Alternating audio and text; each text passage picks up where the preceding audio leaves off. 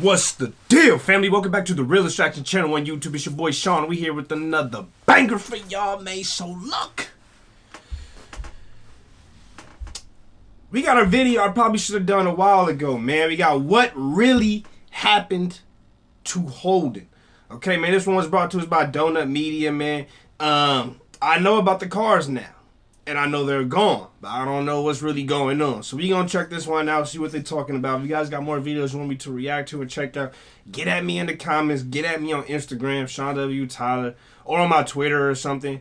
Also, I got a Patreon. I'm gonna be uploading starting this weekend, going into next week. I'm gonna be uploading a bunch of crazy videos, sports highlights I can't react to, and other videos that I can't put on YouTube are gonna be on the Patreon. A bunch of you guys already subscribed already, so I appreciate y'all for real. And if you got support, man, go ahead and hit that subscription. Let me know like what videos you want to see. I want it to be crazy stuff, things that won't necessarily be on that I know I can't upload to YouTube. So if you guys got videos for me, they're gonna be on here. And giveaways. There's gonna be a lot more stuff than just reactions on here. So, but that's gonna be most of it. Anyways, let's get into this. Let's see what really happened to Holden. Let's do it. Legendary Australian automaker Holden is officially out of business. The most important Australian car manufacturer is folding after an incredible 164-year run. As Mitsubishi, Ford, and Toyota have all closed their plants down under, there won't be any cars manufactured in Australia, maybe forever. It's sad, no doubt, but how did a company with so much great history... Bro, that's like Chevy, bro. Because a lot of you guys, when I didn't know what Holdens were, you guys compared them to Chevys. That's like Chevy, bro. Just like, nah, we ain't making no more nothing. No more Camaros, no more this, no more that. Like, you know what I mean? Like, hell no, bro. What you talking about? That's like Dodge. Just like, we ain't making no more Challengers, no more Chargers, none of that, bro. Like, what? The fuck? The fuck you is it, bro? Shit. The fuck? We about to start a revolution up in this bitch. Fuck you talking about, man? Failed? Was it mismanagement under GM or something else? In this video, we're going to take a look at the reason why Holden was able to succeed for so long and try to pinpoint the beginning of their downfall and figure out if there's any chance the brand will be resurrected in the future. All the way back in 1856, James Alexander Holden, an immigrant from England, set up shop making saddles in Adelaide on the south coast of Australia. Back at the turn of the 20th century, some cars came from the factory as a chassis plus drivetrain but no body. So coach building companies like J.A. Holden would build custom bodies or coaches to fit on top of these chassis. By 1923, they were producing 12,000 vehicle bodies a year, which included Model T bodies. So James Holden is like the Australian Henry Ford. That's the vibes I'm getting right now. For Ford, until Ford could finish building a factory of their own in Australia. Towards the end of the 1920s, the Great Depression hit Holden hard, and they went from producing 34,000 bodies a year to just over 1,600. Take a hurt. They were dangerously close to shutting down until General Motors swooped in and bought Holden in 1931, renaming the company General Motors Holden Limited. GM kept the brand afloat, and Holden was able to continue building bodies for Chrysler, Austin, DeSoto, Morris, and Willys Overland. The first official... Bro, I used to have a Chrysler, bro. That was my first car, was a Chrysler. Shit cars. Fucking shit. Don't ever buy a Chrysler, bro. Holden car debuted in 1948. It goes by a few different names, the 48-215 and the FX, but it was marketed as the Holden to honor their founder, James Alexander Holden. In Australia, this says it all. The FX, the first Holden, the 1948 symbol of our manufacturing maturity. This mid-size sedan had stylish fenders and a big chrome grille. Aussies were stoked because this was the first all-Australian car, something that they could finally call their own. Sales boomed, and Holden followed up the 48-215 with other models, and by the end of the 1950s, they were exporting cars to 17 different countries. Okay. By 1962, they sold their millionth car. They employed almost 24,000 workers across 7 factories throughout Australia. And even though this period marked the peak of Holden production, they were just getting started. The Holden HK Monaro launched in 1968. This sleek Coke bottle style car was loose. The Monaro. Isn't that Gary Myers? Right? The Monaro, I think that's Gary Myers. That's his or UC Smoke. I think that's the same car. I know Sicko is the Mustang. UC Smoke, I think is the Monaro. I could be wrong though.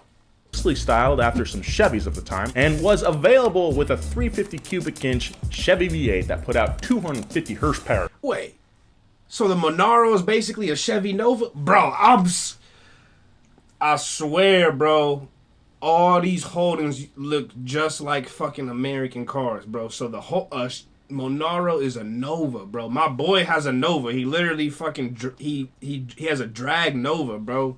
Literally, I can go walk 2 blocks from where I live right now. My boy, who's a car fanatic too, has a Nova, bro. That's crazy. A Monaro GTS 327 driven by Bruce McPhee won the legendary Bathurst 500 the year it came out, which gave Holden its first race victory. Holden proved that they could keep up with American performance, and their style was on point too. Check this thing out.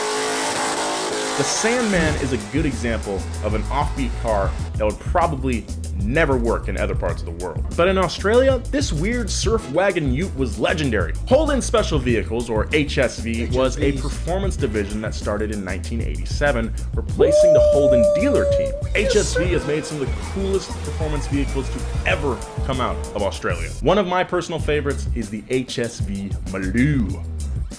Named for the Aboriginal word for thunder, the Z-Series Maloo R8 is the fastest performance pickup truck in the world, even faster than the Dodge Ram SRT10, you know, the one with the Viper motor. It makes me really sad we'll never see the R8 Maloo in the US. So, when did things start going a little wrong? So long, mate. You've been bloody good to me, but it's time to move on.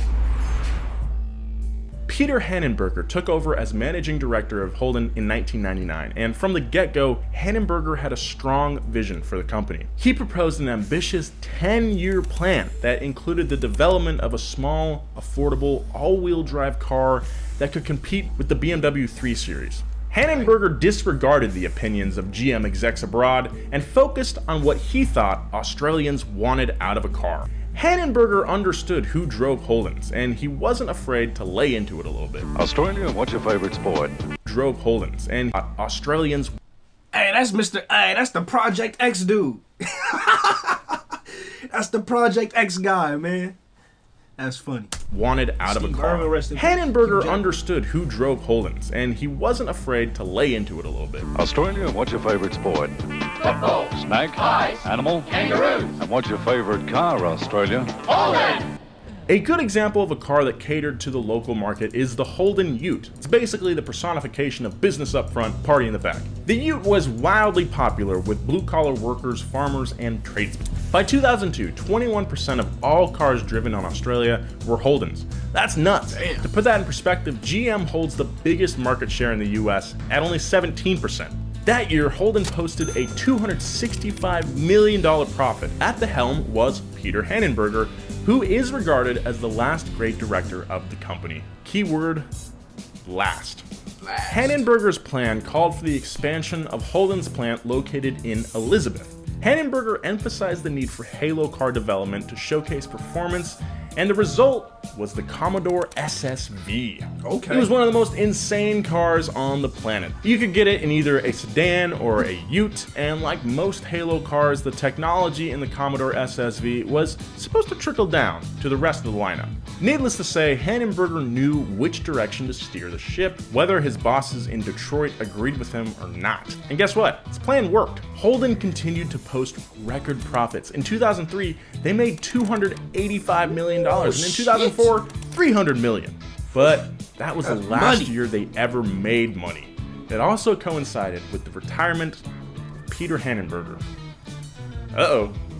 Things are starting to get shaky. After Hannenberger retired, GM execs saw an opportunity to tighten their leash on Holden. GM wanted Holden to be their global distribution center for that part of the world, instead of focusing on just the Australian market. Essentially, GM was telling an Australian company not to make any Australian cars. This didn't sit well with the company and would prove to be one of the first death blows in Holden's slow demise. Soon after the departure of Peter Hanenberger in 2003, his 10-year plan was quickly tossed aside in the garbage. Holden, close to $1 billion deep into the development of the VE Commodore, struggled to bring the car to market. People wanted more fuel efficiency, and Holden failed to deliver. Factors outside of the company's control, such as skyrocketing global exchange rates, made exporting cars way more costly, and the number of exports shriveled up. Just when things seemed like they couldn't get any worse, the global financial crisis of 2008 hit. GM had to sacrifice brands like Hummer, Saturn,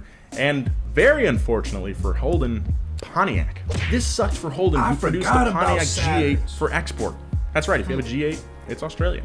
As more and more Holden models were discontinued to make room for rebadged GM models, the company started losing its Australian identity. In 2013, GM announced that they would shut down the Holden plant in Elizabeth, one of their highest producing plants, and the last car manufacturing plant in Australia. And in 2017, the factory officially shut down, leaving the remaining 25 people out of a job. One of the last cars to roll off the line was the HSV GTSR W1. That's a lot of letters. The fastest, most powerful, and most expensive car ever produced in Australia. And it's beautiful. And it's also proof of the disconnect between what Australians want. Bro, I know if you got one of them things, you happy as hell, bro. I know you is, bro. The last one and the fastest one, I know you happy if you got one of them things, bro. I know you super happy if you got one of the old school joints too, but if you got one of them, the last ones, I know you gotta be happy. Because, bro, we going through the same shit where they trying to make fucking Challengers, like Dodge Challengers and Chargers and all the fucking really dope fucking muscle cars that's in America. They trying to turn them into fucking electric vehicles, bro, with fake fucking muscle car sounds, bro. Fake engine sounds, bro. This shit just blows my mind. I might do a reaction video to that shit because I feel very passionate about that. No lie, bro. So it's like next year or something. Next year might be the last year you able to get like the real engine in that bitch, bro. Like, so imagine getting that, bro. I know y'all happy if you got that last Holden, man. And what's sustainable? Around this time, Toyota, Mitsubishi, and Ford had all closed their factories as well. It wasn't looking good.